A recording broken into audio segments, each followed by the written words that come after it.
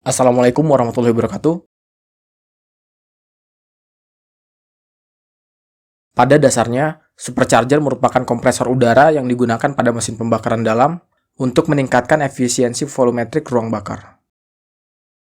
Berdasarkan proses perpindahan udaranya, ada dua jenis supercharger yang masih diproduksi hingga saat ini, yaitu positive displacement supercharger dan dynamic supercharger.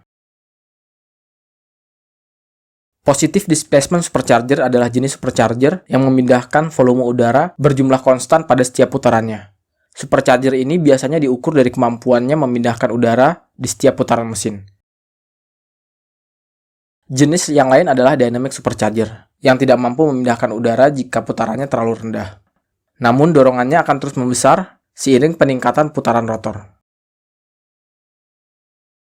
Berdasarkan sumber putarannya, ada yang digerakkan langsung oleh kruk as, yaitu root style supercharger, twin screw supercharger, dan centrifugal supercharger.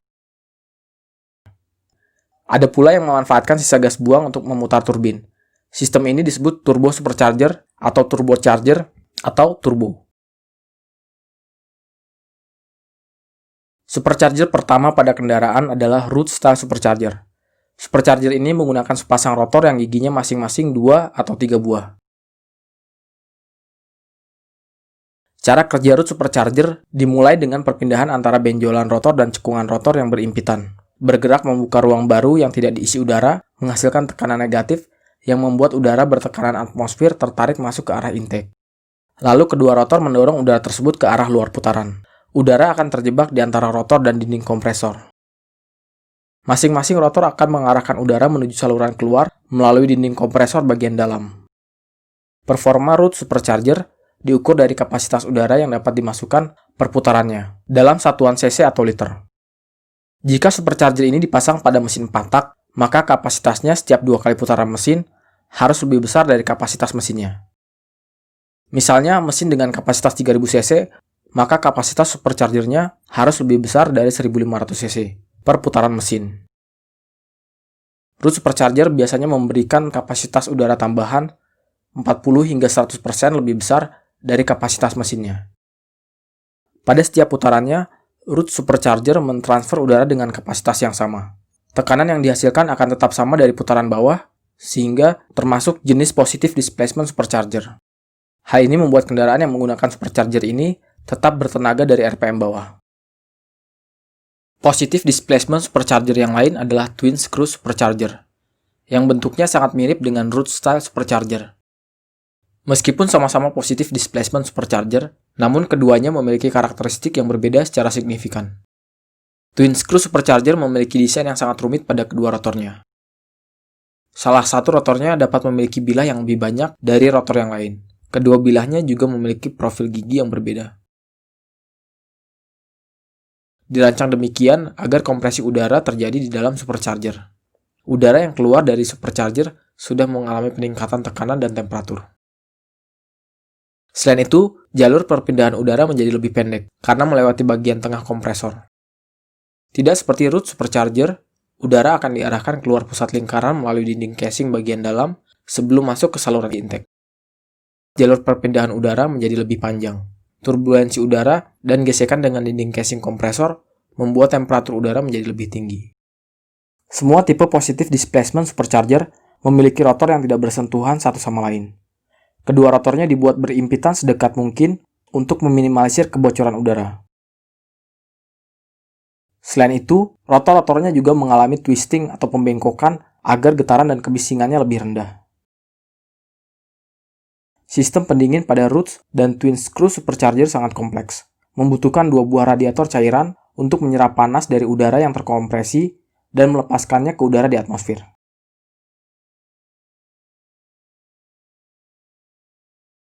Tipe supercharger yang kedua adalah dynamic supercharger, yang saat ini hanya menggunakan kompresor sentrifugal. Sesuai namanya, supercharger sentrifugal bekerja dengan menggunakan gaya sentrifugal, di mana beban tertentu akan memiliki gaya yang mendorong ke arah luar pusat lingkaran jika benda tersebut berputar. Semakin besar putarannya, semakin besar pula gaya sentrifugalnya. Udara dari saluran masuk atau inlet akan tertarik oleh sirip bagian atas impeller, lalu akan terdorong ke arah luar impeller. Udara yang terdorong tersebut mengalami peningkatan kecepatan setelah meninggalkan impeller. Selanjutnya, udara akan diarahkan menuju casing kompresor yang berbentuk seperti keong. Di ruang tersebut, udara mengalami perubahan energi kinetik. Luas permukaan aliran pada casing dirancang semakin membesar. Sifat udara yang mengalir ke segala arah akan membuat udara tersebar pada permukaan yang lebih luas, mengakibatkan penurunan kecepatan dan peningkatan tekanan statis. Kemampuan merubah kecepatan dan tekanan inilah yang membuatnya disebut kompresor dinamis. Pada kendaraan berkapasitas kecil, peningkatan temperatur karena perubahan tekanan yang terjadi tidak terlalu signifikan, sehingga tidak memerlukan pendingin. Membuat supercharger ini menjadi sangat ringkas untuk diterapkan pada kendaraan. Yang terakhir adalah turbo supercharger atau turbo. Supercharger ini pada dasarnya adalah sentrifugal supercharger yang sumber putarannya dari sisa gas buang, di mana untuk menggerakkan kompresor, sisa gas buang dimanfaatkan untuk memutar turbin yang menggunakan poros yang sama dengan kompresor. Karena memanfaatkan sisa gas buang, udara yang masuk ke turbo tidak hanya mengalami peningkatan temperatur oleh tekanan, tapi juga mengalami peningkatan temperatur oleh induksi panas dari gas buang. Sehingga memerlukan tambahan pendingin udara atau intercooler untuk meningkatkan efisiensi pembakaran dan mencegah knocking. Penggunaan sisa gas buang sebagai penggerak turbin membuat mesin yang menggunakan turbo tidak terbebani untuk menggerakkan kompresor. Daya puncak yang dicapai dapat lebih besar dari supercharger lain yang gerakannya membebani mesin. Karena termasuk dynamic supercharger, jika putaran impellernya masih rendah, hanya sedikit udara yang bisa didorong oleh turbo, membuatnya memiliki respon yang lebih lambat dari positive displacement supercharger. Turbin yang memanfaatkan sisa gas buang membutuhkan waktu agar tekanan gas buang dapat memutar beban kompresor ke putaran efektif yang memberikan dorongan ketika pedal gas diinjak, membuat responnya bahkan lebih lambat dari sentrifugal supercharger yang digerakkan kruk as. Turbo dan sentrifugal supercharger bekerja hingga putaran yang sangat tinggi. Sentrifugal supercharger menggunakan manipulasi puli untuk menggandakan putaran, lalu diperbesar lagi oleh gear yang menghubungkan puli dengan poros kompresor hingga sekitar 10 kali lipat. Keduanya bisa berputar hingga di atas 100.000 rpm, membuat kedua dynamic supercharger ini memiliki ketahanan yang lebih rendah dari positive displacement supercharger yang putaran kerjanya jauh lebih rendah.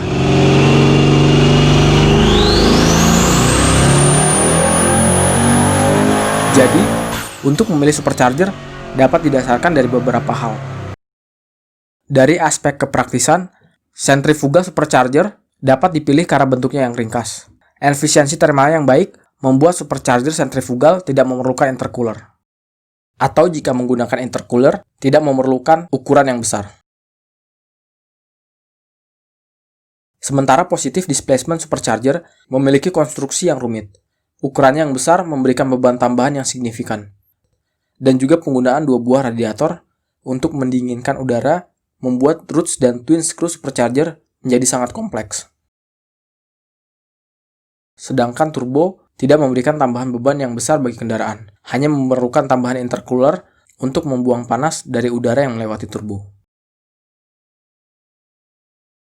Dari aspek perawatan, sebenarnya semua tipe force induction dapat memiliki ketahanan yang baik.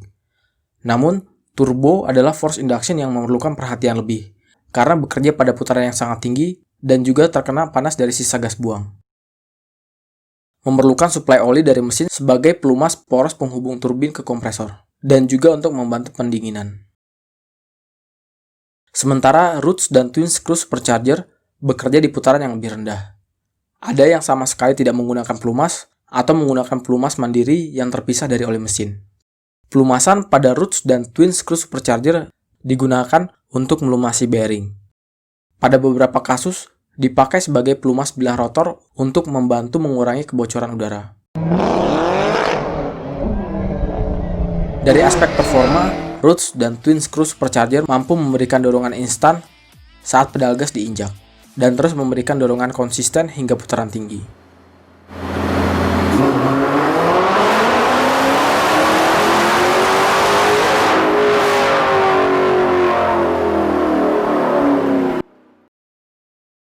Desain rotornya yang efisien membuat twin screw supercharger menggunakan daya kruk as yang lebih rendah dari Roots supercharger, menghasilkan daya puncak yang lebih besar.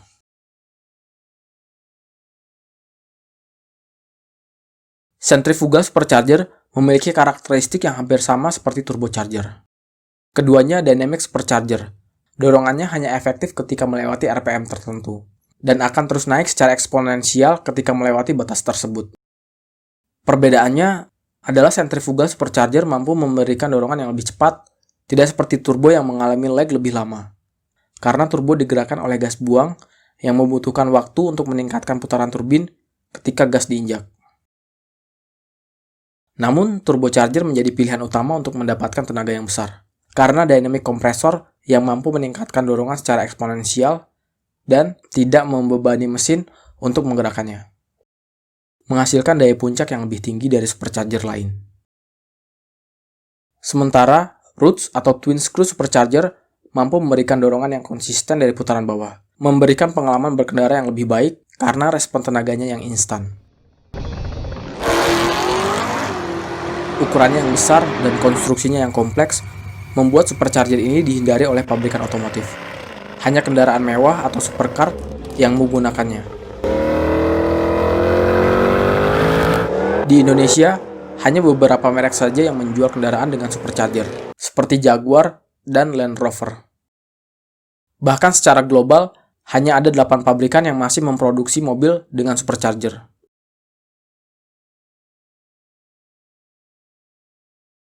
Produsen otomotif lebih memilih turbocharger karena konstruksinya yang sederhana, sumber tenaganya tidak membebani mesin, dan efisiensinya yang tinggi.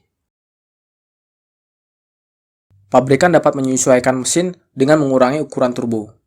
Turbin yang kecil dan kompresornya yang ringan dapat memberikan respon yang baik, meskipun tidak sebaik Roots atau twin screw supercharger, dan daya puncaknya tidak sebesar turbo berukuran besar. Biaya produksi yang lebih rendah, konstruksi yang kompak dan ringan, dan tuntutan emisi memaksa produsen untuk memilih force induction yang paling efisien, membuat turbocharger menjadi pilihan utama oleh hampir semua produsen otomotif. Sekian dulu videonya, jangan lupa untuk komen jika ada yang salah. Semoga waktu Anda bermanfaat. Wassalamualaikum warahmatullahi wabarakatuh.